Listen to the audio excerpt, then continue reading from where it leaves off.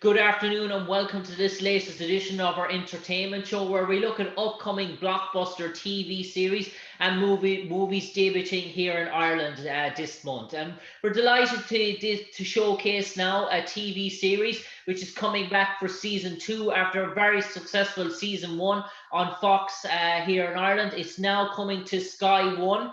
It's called Prodigal Son, and one of the stars of the show is Tom Payne. He plays the lead role. Malcolm Bright, a criminal psychologist, and the son of a sort of mass murderer, a serial killer. But Tom actually is on a crusade to do good rather than do bad. So, Tom, for people that haven't seen season one of Prodigal Son, it's a delve back into your sort of family past, and from what I've seen, bits of it, it goes back to your childhood and sets the whole premise of your sort of stricken, and I say horrid relationship with your father.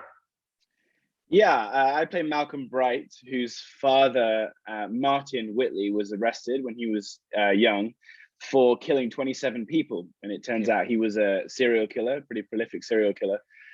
And he was arrested when my character was young. And then my character has been coming to terms with that for the rest of his life, pretty much. He goes to the FBI to work for them and becomes a criminal profiler in an attempt to really understand serial killers, and in doing so understand his father and try and figure out how he can have any kind of relationship with his father, and if he can have a relationship with his father.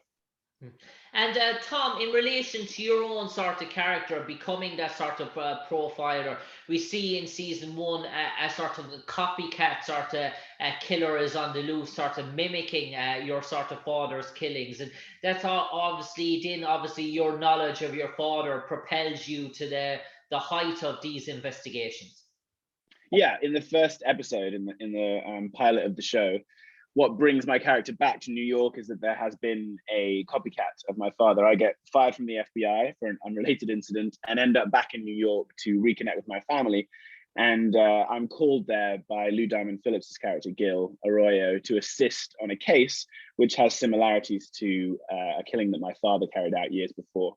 And then throughout the rest of season one, I work on a bunch of other cases with the police force, all the while visiting my father and trying to have a relationship with him, but not too close of a relationship.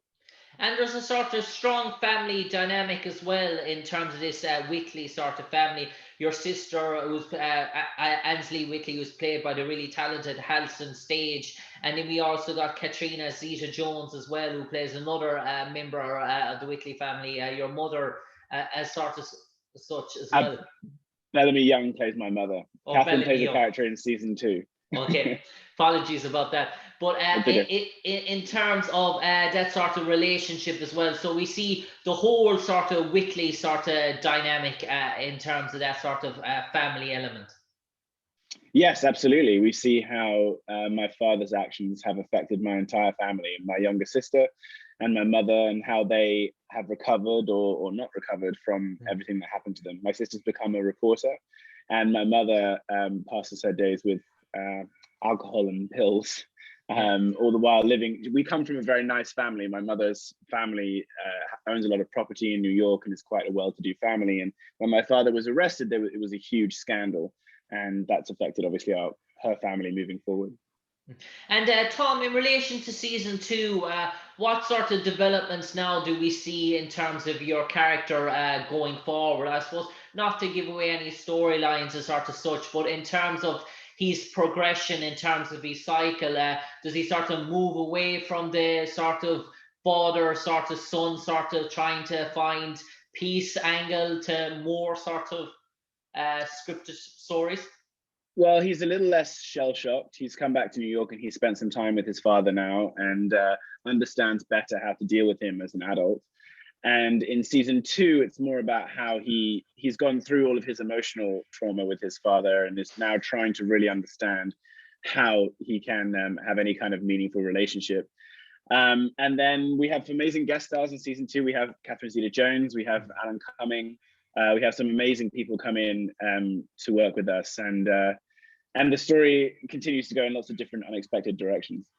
And Tom, in relation to the shooting of Prodigal Son, you mentioned there it was mostly shot, you shot through COVID as well, which was sort of difficult and obviously a difficult thing. But I also often ask people I interview in the past in terms of describing the working week on set from the time you got the table read and to the final shoot, the final wrap, what was a working week. But I'm just going to ask you in terms of sort of twisting that angle, what was a working week like on set dealing with COVID? Were some of those things that, like the table reads and some stuff that you would normally do shooting a TV series, were there sort of different sort of takes or elements that you normally would do as a cast that you aren't able to do, that you had to sort of change it in terms of those sort of weekly sort Well, of dynamic?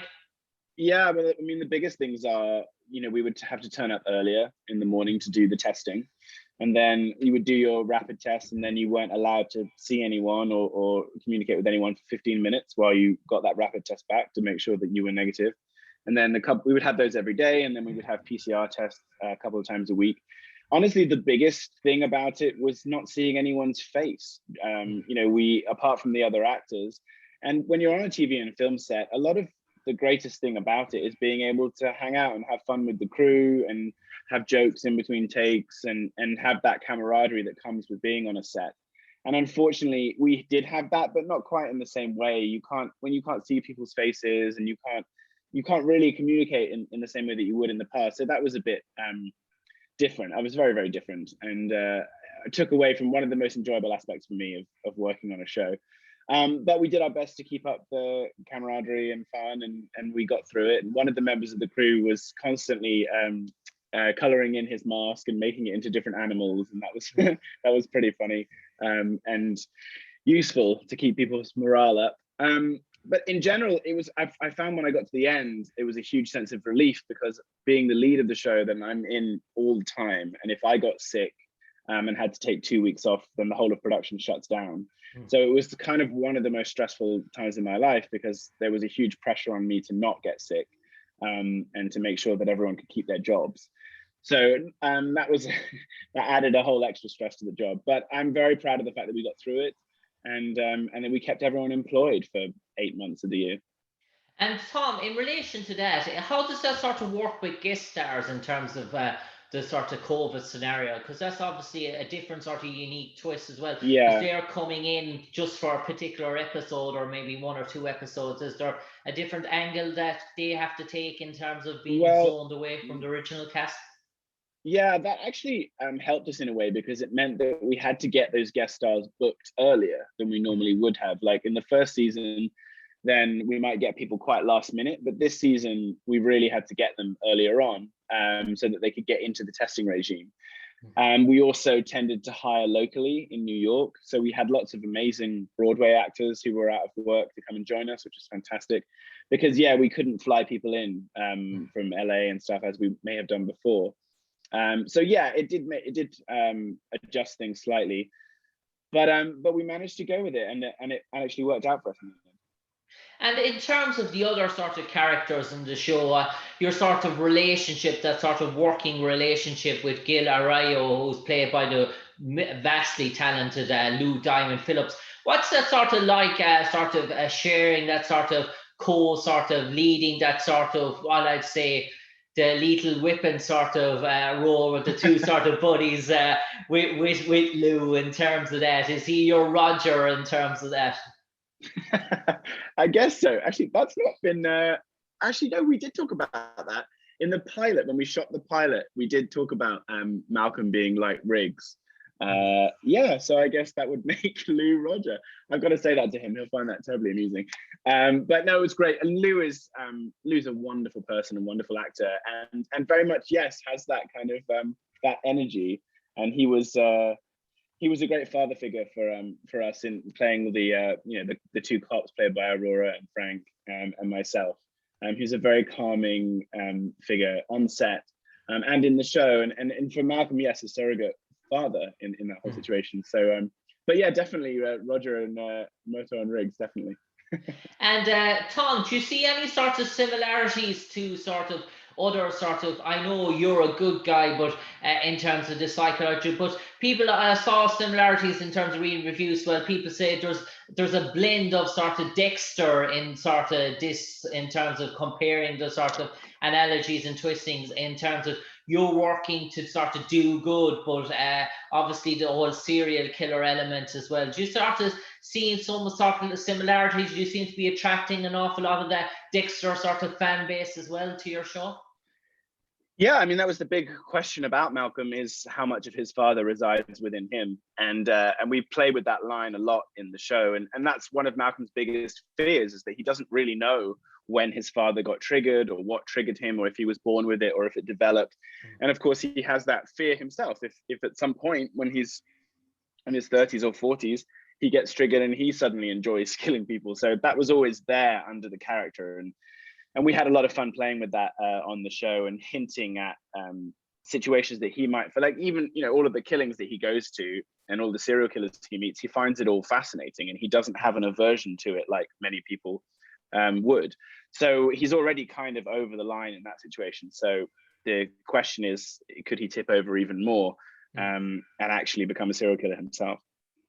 And you mentioned that sort of fandom that you're sort of playing. So obviously he's walking a narrow line in terms of just in terms of society and morale and morality and moral sort of issues. And is that sort of showing that is he some way sort of haunted by his demons, or plagued by demons, or is he very much in terms of fascinated with the whole scenario and fascinated what sort of about his father? Does he find his father fascinating, or does he find himself haunted by his father as such?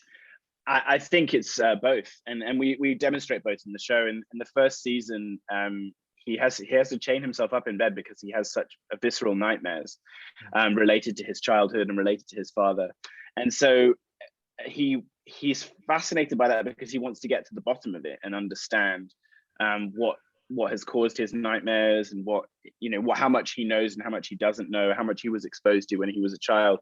So yeah, I mean, he's a very clever person, and he wants to understand it. So, but then the closer he gets to it, the more scary it is, and the more it brings up these horrible memories. But then he has to challenge it, and he's made this decision to challenge it and to see where it takes him.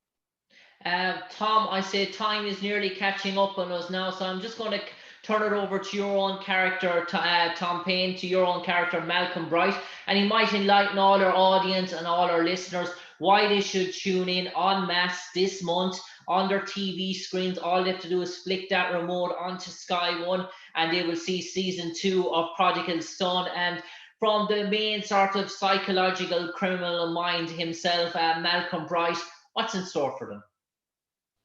I think you should tune into Prodigal Son if you want to watch a show that's like nothing else on television, which from one moment will have you screaming and shouting and then laughing in the next moment and disgusted just after that. It has every single emotion and response you can have to a television show. I think you can have to Prodigal Son, and which makes it a great piece of entertainment.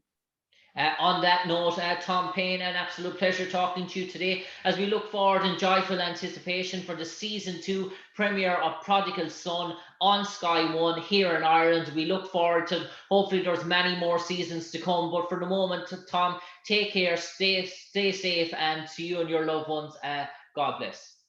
Thank you, Jim. Cheers. Take care.